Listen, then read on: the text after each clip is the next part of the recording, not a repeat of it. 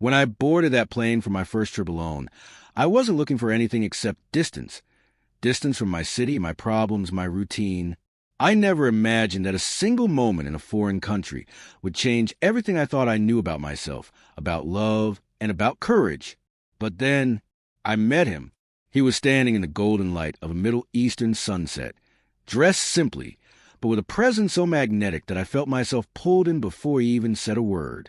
His name was Amir, and from the moment he smiled at me, something shifted inside my chest, something quiet, unexpected, and terrifyingly real. He wasn't like anybody I'd ever met. The way he spoke, the way he listened, the way he looked at me like he could see the things I try to hide, it did something to me. And now, months later, I find myself doing something I never imagined I'd have the courage to do. Something for him. Because of him. Because of what he made me feel from the very first day we met. This story isn't about travel. It's not about discovering new places. It's about discovering someone. And discovering yourself through them. Stay with me. Because what happened between me and that gay Arab man I met abroad changed the direction of my life forever. Before we begin, don't forget to like this video, subscribe, and turn on notifications. You won't want to miss what comes next. I didn't know what I was running from when I booked that trip. Maybe from myself. Maybe from the version of me I had been forced to be. Maybe from the silence of my routine and the loneliness I never admitted out loud. I just knew I needed to get on a plane and go somewhere far. Somewhere where nobody knew my name, my past, or the things I carried inside. So I chose the Middle East. A place I always dreamed of visiting, but never imagined I would step into. The desert, the ancient cities, the colors, the smells, the heat that wrapped around you like a second skin. Everything felt new, overwhelming, alive. But nothing, absolutely nothing, hit me as hard as the moment I met Amir. It was my third day in the city. Late afternoon, the kind of hour when the sun turns everything gold. I was wandering through a narrow street market, surrounded by vendors calling out prices, children weaving between stalls, and the smell of cardamom and grilled meat hanging thick in the air. And then I saw him. He was standing behind a small table of handcrafted wooden pieces, jewelry boxes, carved camels, intricate patterns etched into every surface. He wore a loose beige shirt, sleeves rolled up, revealing strong forearms dusted with shavings. His black hair was slightly messy from working, and his olive skin seemed to glow in the sun. But it wasn't his looks that hit me hardest. It was his presence. Calm, warm, like he carried a quiet world inside him. I don't know why I stopped walking. It felt like instinct, like my body had decided before my mind. He noticed me almost immediately. His expression softened, and then he smiled, a real smile, slow and warm, the kind that makes your chest feel too small for your heart. "Welcome," he said, his voice deep with a gentle accent. "First time in the market?" I nodded, suddenly aware of how fast my pulse was beating. "Is it that obvious?" "Very obvious," he said, laughing under his breath. "You're looking around like everything is a miracle." "Maybe it is." He tilted his head, studying me, and for a second it felt like he could see right through me. The exhaustion, the loneliness, the reasons I'd gotten on that plane. "Where are you from?" he asked. "United States." He nodded slowly, as if connecting invisible dots. "Long way from home." "Yeah," I said. "That's the idea." He paused a moment, then asked, "Are you running away from something?" My breath caught. How could he have known? I laughed it off. Travelers always look like they're escaping something, don't they? He shrugged lightly. Some people run to forget, others run to find. "And which one do you think I am?" He took a moment before answering, eyes focused on mine in a way that felt too intimate for two strangers meeting in a market. "I think," he said softly, "you're still deciding." My chest tightened. Who was he? I looked down at the wooden carvings to break the tension. My hands hovered over a small box with delicate patterns on the lid, geometric lines woven into circles. "Did you make these?" I asked. He nodded. "All by hand. My father taught me. They're beautiful." He seemed genuinely pleased. "You have a good eye." When I glanced back up at him, he was closer than before, close enough for me to smell the faint scent of cedar on his clothes. close enough to feel heat radiating off his skin in the warm desert air. "I'm Amir," he said. I swallowed. "I'm Daniel." He repeated my name quietly, like testing how it fell on his tongue. Daniel. It did something to me. For a moment, neither of us spoke. The world around us blurred, the noise of the market, the shouts of vendors, the clatter of metal dishes. All of it faded. It was just him, just us. A strange stillness between two people who shouldn't have had anything to do with each other, and yet he broke the silence first. "Do you want to see something?" "Sure," I said, even though I had no idea what I was agreeing to.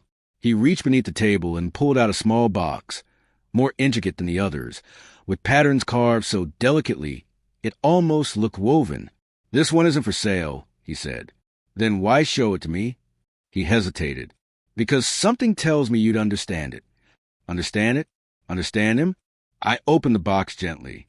Inside was a small slip of cloth with Arabic calligraphy stitched in gold thread. I didn't know what it said, but it felt personal, almost sacred. "What does it mean?" I asked. He leaned closer, his voice barely above a whisper. "It means the heart chooses its own path." Those words hit me somewhere deep, deeper than I was prepared for. I closed the box carefully. "It's beautiful." "It's true," he said softly, his eyes not leaving mine, even when we wish it wasn't. And in that moment, standing in a foreign market, holding a box that wasn't for sale, on the gaze of a man I'd known for less than 5 minutes, something shifted inside me. Something undeniable. Something frightening. Something I didn't want to walk away from. He stepped back slightly and said, "Come back tomorrow, same time." "Why?" I asked. A quiet smile spread across his face, knowing, warm, a little shy. "Because I want to see you again." The market noise suddenly returned, loud, alive, overwhelming, but his words echoed louder inside me. "Because I want to see you again." And without meaning to, I whispered, "I'll be here." He nodded once, slow and certain, as if he already knew. I walked away, but I kept looking back. And he was still watching me. I barely slept that night. Every time I closed my eyes, all I saw was Amir's face in the golden light of the market. The warmth in his smile, the softness in his voice when he said he wanted to see me again. It played in my mind like a scene from a movie I'd accidentally walked into. I told myself it was nothing. A friendly vendor, a kind stranger, a moment fueled by travel and distance, and the illusion that everything feels different when you're far from home. But none of those excuses held up. Not when my chest still tightened every time I remembered the way he said my name. The next afternoon, I made my way back to the market, pretending not to look for his stall, pretending not to feel the anticipation tightening my steps. The air was warm again, filled with the scent of spices and grilled lamb, and the calls of merchants echoing between the narrow walls. When I finally spotted his table, he wasn't there. My stomach dropped. The carved boxes sat neatly where he had placed them the day before, but the chair behind the table was empty. I felt foolish for coming. Foolish for expecting anything at all. Foolish for letting a stranger I barely knew occupy so much space in my head. I turned to leave. "Daniel." I froze. His voice, soft, steady, warm. I turned slowly, and there he was, walking toward me with a small bundle of wood in his hands. He wasn't wearing a beige shirt today. Instead, a dark navy one that made his eyes look even deeper, even more intense. "You came back," he said, smiling softly. "You asked me to." I answered, trying, failing, to sound casual. "I did," he said. "I hoped you would." He set the wood down and wiped his hands on a cloth. "Come, let's walk." I blinked. "Walk?" He nodded. "Unless you change your mind." "No," I said quickly. I didn't. His smile widened just slightly, like he was relieved. We moved through the market together, side by side. He walked slowly at first, watching me from the corner of his eye, like he was trying to understand me the same way I was trying to understand him. "This place must feel overwhelming," he said. "It does," I admitted, "but in a good way." He nodded. "Sometimes when you live somewhere your whole life, you forget how magical it looks to someone seeing it for the first time." I looked at him. I don't think you forget. He raised an eyebrow. Oh, how do you know? Because you look at things like they matter. He paused for half a second, but enough for me to know my words had hit something inside him. You notice too much, he said gently. Someone has to, I replied. He laughed. A quiet, breathy laugh that sent a shiver through me. Come. He guided me past the stalls, to the edge of the market where the noise softened and the warm breeze carried the scent of the desert. We walked into a narrow alley painted with sunlight and shadows. Most tourists don't see this part, he said. I'm not most tourists. No, he said softly. You're not. I didn't know what he meant, but his tone made my heart beat faster. At the end of the alley was a small courtyard, quiet, shaded, peaceful. A fountain trickled softly in the center, and potted plants lined the walls. It felt like stepping into another world. This is where I come when I need to think, he said, or breathe. It's beautiful, I said, though my eyes were on him more than the courtyard. He sat on a stone bench and motioned for me to sit beside him. When I did, there was space between us. Not much, not nothing, but enough for the air to feel charged. Tell me why you're here, he said. For the trip? I asked. He shook his head. No, why you came back. I hesitated. The truth was dangerous, vulnerable, bare, but he didn't look away. I don't know, I confessed. I just felt something yesterday. Something I couldn't explain. His expression softened, eyes warm. I felt it too.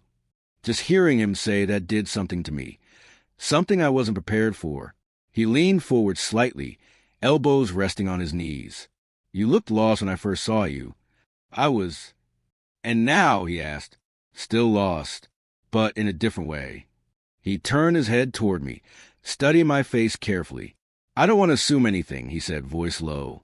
But I need to understand something. My heartbeat quickened. What? Do you feel something for me, he asked, or for the idea of me, for the fantasy of being far from home? The question cut deeper than expected. I shook my head slowly. If this was a fantasy, it wouldn't feel like this. He inhaled softly, a quiet, shaky breath that felt more intimate than any touch. Good, he whispered, because I don't want to be a fantasy. You're not, I said. You're too real. He smiled, not a playful smile, not a teasing one. A real one. I need to tell you something, he said. My breath caught. I'm gay, he said simply, but not openly. Not here. Not really anywhere. My chest tightened. I understand. I whispered. It's not easy where you live. He nodded. Or where you live, I imagine. Different pressures, I said, but pressure all the same. He exhaled slowly. When I saw you, something in me recognized something in you. My throat grew tight. Like what? Like someone who understands what it means to hide, he said softly, to want something you're afraid to reach for. The sun dipped lower, casting a warm shadow across the courtyard. His knee brushed mine, accidentally, but neither of us moved away. Amir, I said, my voice barely steady, what are you afraid of right now? He hesitated. You, he said quietly, and how much I already want to know you. I swallowed hard. Then don't be, I whispered. He looked at me, really looked, and in his eyes, I saw everything he wasn't saying and everything I was too scared to speak. And in that moment, I knew this wasn't casual. This wasn't travel crush. This wasn't temporary. This was something beginning. After we left the quiet courtyard, neither of us spoke for a while. It wasn't awkward. It was a kind of silence you fall into when the truth has been said and there's no going back. We walked side by side to the dusky streets, the sky deepening into a soft purple. Lanterns flickered to life above us, casting warm light over the narrow stone paths. Every few steps, our hands brushed. Every time my breath hitched, and every time he didn't pull away, he was the one to stop first. This way, Amir said, motioning toward a small street lined with cafes and shops. Where are we going? I asked. You'll see. He said it with a tiny smile, the kind that made my chest tighten. We walked until we reached a tiny rooftop cafe. The kind you'd only find if someone local showed you. The owner greeted Amir like an old friend, speaking animated Arabic that I didn't understand, but I didn't have to. The tone said everything. He said, "You brought someone special?" Amir translated. My cheeks warmed. "Did you correct him?" Amir paused, then shook his head gently. "No." The rooftop was empty except for a few tables and hanging lights swaying in the warm breeze. From up there, you could see the city stretching out endlessly. Golden domes, narrow alleyways, the last traces of sunset melting behind distant buildings. We sat at a corner table. Amir ordered tea for both of us, some sweet pastries, and something he said I needed to try before leaving the country. But the truth was, I wasn't focused on the food. I was focused on him. He rested his forearms on the table, leaning slightly forward. "You look like you're thinking too loudly." "Loudly?" I asked, laughing softly. "Yes, like your thoughts are shouting." "Maybe they are." "What are they saying?" I hesitated. "They're saying I shouldn't feel all this so fast." His expression softened, deep and understanding. "And what does your heart say?" he asked. "That maybe fast isn't a bad thing." I whispered. He smiled at that, slow, warm, a little sad, a little hopeful. "Daniel," he said softly, "do you know why I asked you to come back today?" "I can guess," I said, "but I'd rather hear you say it." He looked down at his hands for a moment, grounding himself, then lifted his gaze again, and there was something raw in his eyes, something unguarded. "Because you made me feel seen," he said. "Not judged, not hidden, just seen, like you were looking at the parts of me I've never known how to show." My breath caught. "I feel the same," I admitted. "I don't know why, but I do." He nodded slowly. Sometimes the heart knows before the mind understands. The tea arrived just then, steaming and fragrant. We thanked the owner, and when he left, Amir leaned back in his chair, exhaling, grounding himself again. "Tell me something real," he said. "Something you don't tell people." My pulse ticked up. "Like what?" "Like, why you came here alone. Why now? Why this country?" I sipped the tea, letting the sweetness settle on my tongue. I felt stuck, I said, like I was living the wrong life, or waiting for something that never came. And I thought, maybe if I left everything for a while, I'd hear myself again. "And have you?" he asked. I looked at him. "Yes, because of you." His eyes widened just a little, but enough for me to see how deeply the words hit him. He reached across the table, slowly, like giving me time to pull away. When I didn't, his fingers brushed the back of my hand, soft, tentative, trembling slightly. I turned my hand palm up, letting it settle into mine. The world narrowed. Just us, just the warmth between our fingers. "You're not imagining this," he whispered. "I didn't think I was," I said. The lights above us flickered gently in the breeze. People laughed faintly on the street below. But up on that rooftop, the air felt still, suspended in something tender, something fragile, something beautifully dangerous. He leaned forward slightly. "Daniel," he said softly, "I need to be honest with you." My chest tightened. "Okay.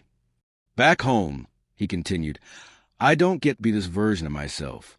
Not fully. I don't get to look at someone the way I'm looking at you right now. I don't get to want things openly." I squeezed his hand gently. "I know, and I'm not asking you to." "I know you're not," he said. "But I want to understand what happens when you leave, when you go back to your life." My throat tightened.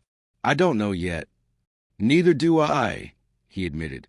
Silence settled between us again, quiet, heavy, intimate. Then he said quietly, "But I know I don't want this to end just because you're not from here." My heart swelled in a way I wasn't ready for. "I don't want it to end either." I whispered. He inhaled deeply. "Then I want to show you something. Tomorrow." "Where?" He smiled, mysterious, electric. "A place that means something to me." I felt my pulse quicken. "Why me?" His voice softened into something unbearably tender. "Because my heart keeps choosing you," he said, "even when it shouldn't." My breath caught. I felt the weight of his words, heavy and delicate all at once. I leaned forward slightly, my hand still holding his. Amir, I whispered, what are you afraid will happen if you let this be real? His jaw tightened. His eyes dropped to our entwined hands. I'm afraid, he said slowly, that you'll go home and forget me. My chest ached. I couldn't. I'm afraid you'll fall for someone safer, he added, voice trembling. Someone closer, someone you don't have to fly across the world for. I shook my head, whispering, I'm here now, with you. He met my eyes, deeply, vulnerably, like he was letting me see a part of him no one else had. And then he whispered, tomorrow, I want to take you somewhere the wind can't hide what we feel. And for the first time since meeting him, I felt something terrifying and beautiful at the same time. Hope. I woke up earlier than I meant to, long before the sun had fully risen over the rooftops outside my hotel window. My heartbeat was steady but quick, like it already knew what the day meant. I kept replaying Amir's words from the night before.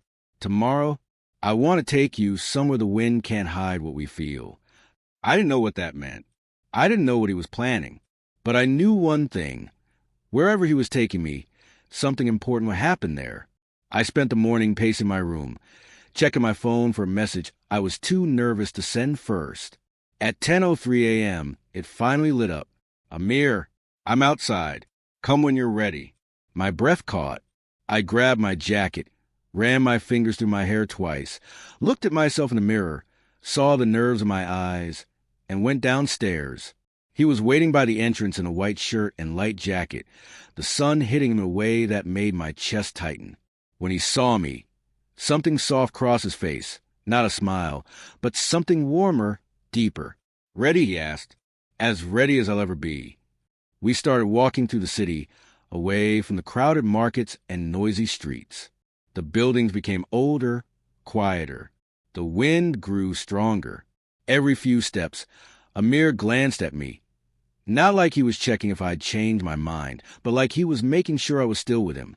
Where are we going? I asked. You'll see. He said it with that quiet, mysterious tone again, nervous but excited, like he'd been waiting a long time to bring someone here. We reached the outskirts of the city, where sand began to replace pavement. A long, winding path led to a ridge of sandstone cliffs. The wind brushed against our clothes, ripping softly through the silence. It's a short hike, Amir said. Is that okay? Of course. We climbed the narrow trail side by side. At times, the path forced us close together, our arms brushing, our hands almost touching. Each time our skin grazed, a warmth shot through me. After about 15 minutes, the trail opened into a plateau overlooking the desert. The view was unreal. Endless waves of sand stretching into the horizon, the wind rolling across them like a giant, invisible tide. This is beautiful, I said, breathless. It's my favorite place, he answered softly. I come here when I want to be honest with myself. I turned toward him. And you brought me here because... He took a slow breath, stepping closer, the wind catching his hair. Because I want to be honest with you, too. My heartbeat quickened. He walked ahead a few steps, standing near the edge, looking at the sand below. I followed him. The wind was stronger up here, brushing against us with a warm, restless force. When I was younger, Amir said, staring into the horizon, this was the only place where I felt free. Free to feel things I couldn't say out loud. Free to be the version of myself that scared me. I moved beside him, giving him space but staying close enough for him to feel that I wasn't going anywhere. I didn't know I was gay at first, he continued. I just knew I was different. And here, where the whole world feels open, I admitted it to myself for the first time. His voice cracked slightly, not from sadness, but from vulnerability. And you trusted me enough to bring me here, I said softly. Yes. He looked at me. I did. The wind swirled between us, warm and alive. Then he stepped closer, slowly, intentionally, until his shoulder brushed mine. There's something I need to tell you, he said. I waited, heart pounding. I didn't expect to meet you, he whispered. I wasn't looking for anything. I wasn't ready for anything. But when you stood in front of my table at the market, something inside me, his voice faltered, something inside me woke up. He turned fully toward me now, his eyes intense but gentle. I haven't felt this in years, Daniel. Maybe ever. And it scares me. I swallowed. It scares me, too. The wind pulled at his shirt, sending tiny grains of sand around us. But, he added, voice trembling, it scares me more to imagine pretending I don't feel it. My breath caught in my throat. Amir! He stepped even closer. Our chests nearly touched. His hand hovered near mine, not grabbing it, not pulling away, just waiting. I brought you here because I needed a place stronger than my fear, he whispered. A place where the wind could carry the truth for me. My voice was barely a breath. What truth? He looked into my eyes, deeply, vulnerably, like he was letting something break open. That I want you, he said. Not a traveler, not a stranger. You. The world seemed to blur behind him. I lifted my hand slowly, touching his chest over his heart. He inhaled sharply, like he hadn't expected me to be that bold. I want you too, I said quietly. His eyes closed, relief washing over him. The wind howled softly around us, as if sealing our words in the air. Then, slowly, he reached for my hand. Our fingers wove together. Warm, certain, real. I don't know what happens next, Amir whispered. Neither do I. But I know this moment, his voice cracked again. This moment feels like something I don't want to lose. I stepped closer, forehead almost touching his. You don't have to, I said. He opened his eyes again, and there I saw everything he had been hiding. Fear, hope, longing, and something deeper than all of it, trust. The wind roared across the cliff, and still, he didn't let go of my hand. And up there, with the desert stretching infinitely around us, I felt something I hadn't felt in years. Safe, seen, chosen. And for the first time, I knew, whatever happened after this, nothing would ever be the same. We didn't leave the cliff until the sky had turned a deep orange. Amir held my hand the entire walk back down the trail. Not tightly, not possessively, but like he was afraid that if he let go, something between us might disappear with the wind. When we reached the edge of the city again, he finally released my hand. Not because he wanted to, I could see the hesitation in his fingers, but because the street was too open, too exposed. He glanced around, shoulders tensing, like the weight of reality had returned. I stepped closer, voice low. It's okay. I get it. He exhaled, relieved I understood. Thank you. We walked through the dimming streets, the smell of spices and smoke drifting from restaurants and open stalls. Lamps flickered to life. Somewhere in the distance, music played faintly. I felt the energy of the city rising with the night, warm, chaotic, alive. Amir stopped in front of a narrow alleyway lit by a single lantern. My place is close, he said softly. If you want to come. My breath caught, not because it was unexpected, but because of what it meant. I want to, I said. He nodded once, as if bracing himself, then led the way. We walked through winding alleys, past balconies filled with plants, until he stopped in front of a small stone building with an arched wooden door. He unlocked it, pausing before opening it fully.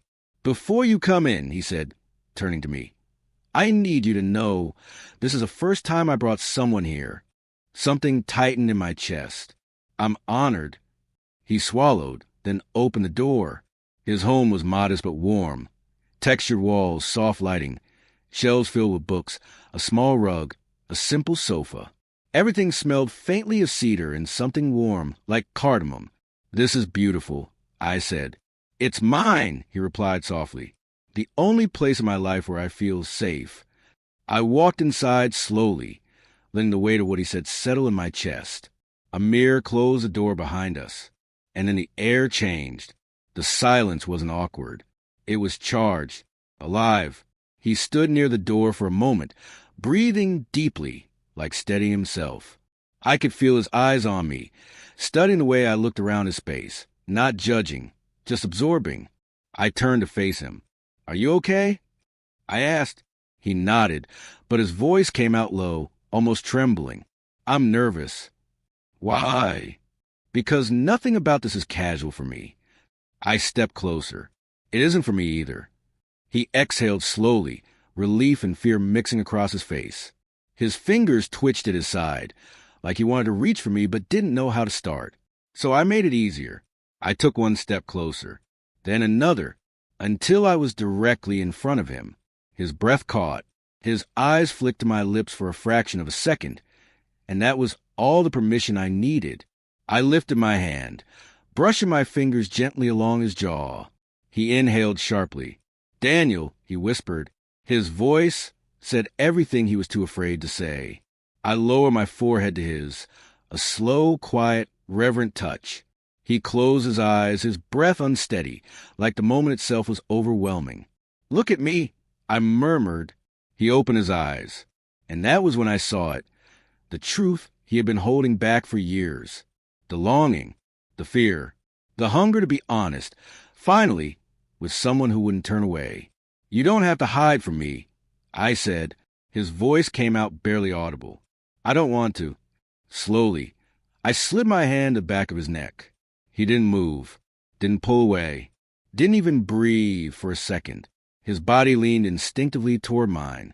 "Daniel," he whispered again, voice shaking. "It's okay," I said softly. "Just let yourself feel." His shoulders eased. His breath warmed my skin. His fingers finally lifted, brushing my waist lightly, almost as if he didn't believe he was allowed to touch me. I pressed closer, and that was what broke him open. His hand gripped my shirt gently, pulling me toward with a need he had kept buried for too long. His other hand slid up to my shoulder, trembling. His forehead pressed harder against mine, breathing unevenly. "I wanted this since the first moment I saw you," he said, voice trembling so deeply it shook something inside me. "So have I whispered. He let out a soft, shaky breath, one that sounded like surrender, like relief, like something finally unclenching inside his chest after years of silence. Then, slowly, he lifted his hand to my cheek. The warmth of his palm made my entire body melt. He held my face with a kind of gentleness that felt sacred, like he was afraid I might disappear. "Daniel," he whispered again, "I'm falling for you." My heart pounded so hard I could feel it in my throat. I wrapped my arms around him, pulling him closer until our bodies pressed fully, chest to chest, heartbeat to heartbeat. "I'm falling for you, too," I said, my voice breaking. He let out a breath that sounded like he'd been holding it for years. The room went quiet. No sound but our breathing. No world but the one formed between us. But just when the moment felt suspended, perfect, fragile, breathtaking, a loud bang echoed outside the door. Amir jolted back instantly, eyes wide, terror flashing across his face. "What was that?" I asked. He shook his head, breathing hard. "I don't know. Stay here." But I could see it in his expression. Whatever was outside was something he feared more than anything. And suddenly, the night wasn't just about love. It was about danger. The knock didn't come gently. It hit the door with a firmness that made both of us freeze. Amir's breath stopped. His hand, still resting on my chest in the moment just before, pulled back instantly as if burned. I had never seen that look on his face. Not just fear, but recognition. The kind of recognition that tells you danger isn't a possibility, it's a certainty. He whispered, barely moving his lips, "Stay quiet." Another knock, louder this time. "Amir, are you inside?" The voice was deep, familiar to him, not to me, which somehow made it even worse. He closed his eyes like the universe had just collapsed on his shoulders. "My cousin," he whispered. He can't see you here." I didn't understand everything, but I understood enough. The man outside wasn't someone Amir wanted witnessing this moment, or even suspecting it existed. He motioned for me to hide, and I found myself stepping behind the half-open wall between the living room and the short hallway leading to his room. It wasn't a perfect hiding place, but it was the best we had. Amir grabbed his shirt off the couch, quickly slipping it on, his hand shaking so much he missed the buttons twice. "Amir!" Another knock, sharper. "I saw your light on." "Open the door." Amir inhaled deeply, forcing a calm expression onto his face. When he opened the door, the warm light from inside spilled into the hallway, outlining a man slightly older than him. Mid-30s, strong posture, clean-cut beard, dark eyes that scanned the apartment immediately. "What took you so long?" the cousin asked. "I was changing," Amir said, voice steady but tight. The cousin stepped inside without being invited, glancing around as if expecting to find something out of place. Or someone. I pressed myself against the wall, my pulse loud in my ears. I could hear every breath Amir took, every shift of the cousin's footsteps on the rug. "You missed lunch at the house today," the cousin said. "My mother was asking about you. She says you look thinner. Are you eating?" "I'm fine," Amir answered. "Just tired." "Tired?" The cousin's tone sharpened. "You've been tired a lot lately." There was silence. Heavy, pointed silence. "I'm working more," Amir managed. "You're lying." Those words made the air inside the apartment go cold. "Something is going on with you," the cousin continued, "and you're shutting everyone out. My mother worries. Your father worries." A pause. "I worry." Amir swallowed hard. "There's nothing wrong. I promise." His cousin stepped closer, lowering his voice. "If there's something or someone influencing you, you should tell me. Now." My heart stopped. He wasn't guessing. He was hunting the truth. Amir didn't flinch. "I'm fine. Really." "You're not," the cousin said. "I feel it." He took another slow look around the room. I held my breath so long my lungs burned. If he came 2 steps deeper into the hallway, he would see me. "Just go home," Amir said quietly. "It's late." His cousin stared at him for a long moment, long enough to sense that something was definitely being hidden. But he must have decided not to push more, at least not tonight. He stepped back toward the door, though his eyes never fully left Amir's face. "We're having dinner tomorrow. Don't disappear again." "I won't." "And Amir?" "Yes." "Whatever you're hiding, be careful. This world is not kind to boys who stray." The words felt like a blade pressed against both our throats. When the door finally closed, Amir leaned his forehead against it, breathing shakily, his entire body dropping the facade he had worn like armor. I stepped out from the hallway slowly. He didn't turn around for a long time. When he finally did, his eyes were red. Not from crying, but from holding everything in until it nearly tore him apart. "I'm sorry," he said. "You shouldn't have heard that." "I'm glad I did," I replied softly, "because now I understand what you're carrying." He shook his head. "You don't. Not fully. You can leave this country and live free. I stay here with expectations, with family, with a life chosen for me before I even knew who I was." I walked toward him, each step heavy with everything unsaid.